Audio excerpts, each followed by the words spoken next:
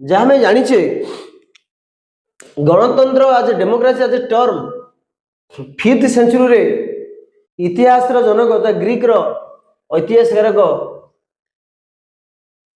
Herodotus ए शब्द प्रथम व्यवहार करते as a rule by the people अर्थ रे गणतंत्र जनसाधारण शासन या गुरुत्व दे ए शब्द को से व्यवहार करते। जब हम देखा गणतंत्र जो शब्द जार कि इंग्राजी सहित डेमोक्रेसी दुईटी ग्रीक शब्द सृष्टि जहाँ हूँ डेमोस एवं क्राटस। डेमोस अर्थ हूँ पीपुल जनसाधारण, क्राटस हूँ रूल बा शासन। जब आक्षेप करते देखा गणतंत्र कौन, गणतंत्र कहले लोक मान द्वारा परिचालित शासन व्यवस्था बुझाए, ताहा प्रत्यक्ष हो पारे कि परोक्ष हो पारे।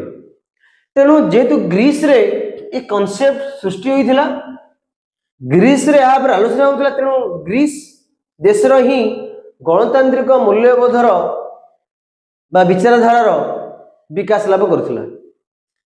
से समय ग्रीस रे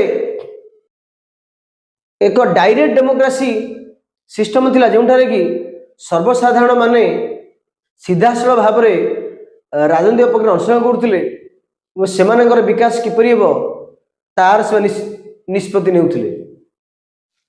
तेणु एठी आमे देखिबा ये जो ग्रीस रे ये जो गणतंत्र थिला, जो आम डेमोस बोली कहूचे, डेमोस लोक माने ये किसी रेस्ट्रिक्शन थिला।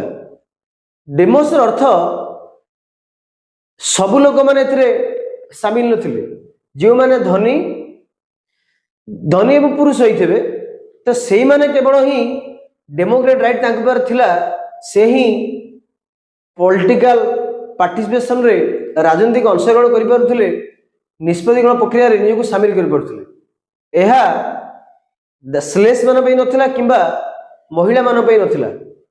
तेणु एठा हम देखिबा democracy was not for all. जदिओ ग्रीस रे गणतांत्रिक चिंतार विकास घटिला आज ए पॉलिटिकल फॉर्म से आरंभ होइतिला, किंतु ग्रीस रे जो गणतंत्र थिला ता समत पे नथिला, रेस्ट्रिक्शन थिला। महिला माने एवं गरीब सहित फॉरेनर्स मान को जो माने कि विदेशी लोक माने आसिक रहुतले ग्रीस नगर राज्य रे, सेमाने मध्य पाखरे मध्य डेमोक्रेटिक राइट नथिला, सेमाने मध्य डायरेक्टली पार्टिसिपेट कर पारुनथिले निष्पत्ति प्रक्रिया रे।